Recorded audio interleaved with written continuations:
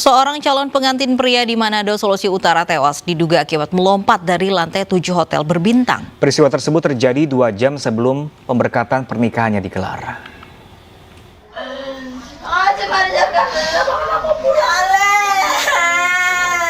Seorang calon pengantin pria di Manado, Sulawesi Selatan tewas 2 jam sebelum acara pemberkatan pernikahan dilaksanakan. Diduga korban nekat mengakhiri hidup akibat permasalahan keluarga. Dengan masih mengenakan pakaian pengantin, pria berusia 30 tahun itu diduga melompat dari lantai 7 hotel dan jatuh di sekitar kolam renang. Mama sekurang kuliah bayang, anak udah dengar suara. Dari keluarga sendiri karena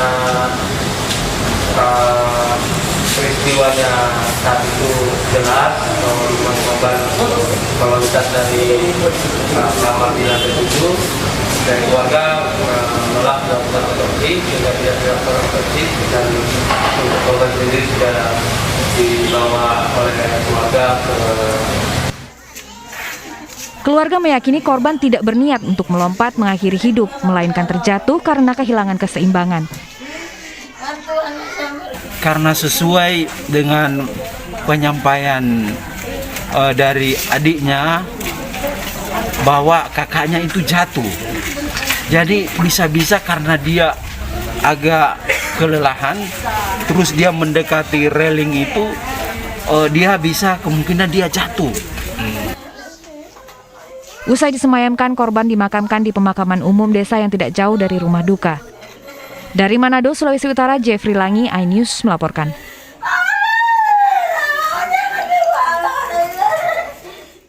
Tersangka pembunuhan wanita tanpa busana di salah satu hotel di Menteng, Jakarta Pusat ditangkap polisi. Tersangka ditangkap di wilayah Jakarta Timur tanpa perlawanan.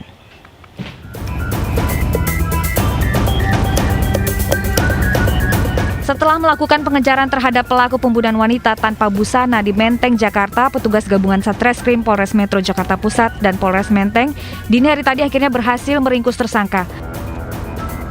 Sejumlah barang bukti seperti pakaian yang dikenakan pelaku disita petugas. Wakasat Reskrim Polres Metro Jakarta Pusat AKP Eko Barmula membenarkan jika pria yang berusia 24 tahun yang diringkus tersebut merupakan tersangka wanita asal Pekalongan, Jawa Tengah. Penangkapan terhadap diduga pelaku pembunuhan di salah satu hotel di Menteng. Saat ini masih kami lakukan pemeriksaan dan pendalaman terkait motif. Perkembangan akan kami sampaikan berikutnya. Sebelumnya pelaku pembunuhan wanita di sebuah hotel di Menteng, Jakarta Pusat terekam kamera CCTV. Dari rekaman kamera pengawas di hotel yang terletak di Jalan Johar Menteng, pelaku sempat ke toilet di lobi hotel sebelum masuk ke kamar korban. Korban merupakan wanita berusia 30 tahun asal Pekalongan dan ditemukan pertama kali oleh security dan teman korban. Kondisi korban saat ditemukan tanpa busana dan terdapat luka lebam dan bekas cekikan di tubuh korban. Saat ini jenazahnya telah dibawa ke Rumah Sakit Polri Kramat Jati. Dari Jakarta, Rani Sanjaya, iNews melaporkan. Seorang pria tega membunuh istri sirinya di salah satu kamar hotel di Sambas, Kalimantan Barat. Usai memaksa korban meminum cuka getah hingga tewas, pelaku mencoba bunuh diri. Yang dikomentasikan adalah ketika tersangka membuka kunci kamar 209. Sebanyak 28 adegan pembunuhan dengan cuka getah diperagakan pelaku mulai dari masuk ke hotel, menjemput korban, hingga melakukan tindakan pembunuhan terhadap korban. Pembunuhan berencana ini dilakukan pelaku berawal dari perkenalan pelaku dengan korban pada Oktober 2020 lalu di lokasi tambang emas Sandai, Kabupaten Ketapang.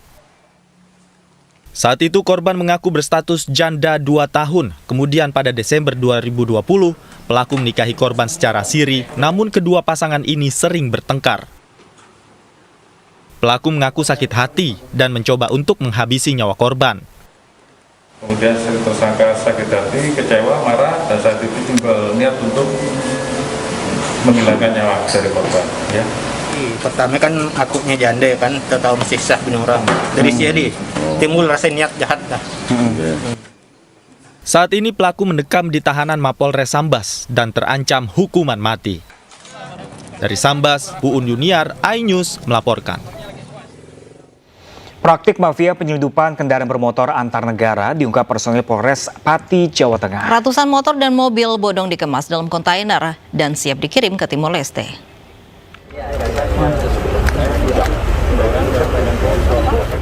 Ratusan motor dan mobil bodong atau tanpa surat resmi disita personil polisi Polres Pati, Jawa Tengah. Kendaraan ini dikumpulkan selama 3 tahun dari mafia penyelundupan kendaraan bermotor antar negara. Rencananya seluruh kendaraan akan dikirim ke Timor Leste dalam kontainer peti kemas. Terbongkarnya kasus ini berawal dari kecurigaan salah seorang personil polisi terhadap aktivitas di gudang penyimpanan kontainer. Jadi kebanyakan kendaraan itu adalah kendaraan gadai, kemudian kendaraan leasing, kemudian ada salah satu tersangka yang perannya itu mencari kendaraan, ada yang berperan itu menghapuskan dokumen dengan cara membakar dokumen STNK karena itu belum ada BPKB-nya. Kemudian dikasih suratlah keterangan bahwa kendaraan itu ada disposal. Dalam kasus ini polisi menangkap 11 pelaku. Seluruh pelaku kini terancam hukuman 4 tahun penjara dan denda 900 juta rupiah. Dari Pati, Jawa Tengah, Atta Soeharto, iNews melaporkan.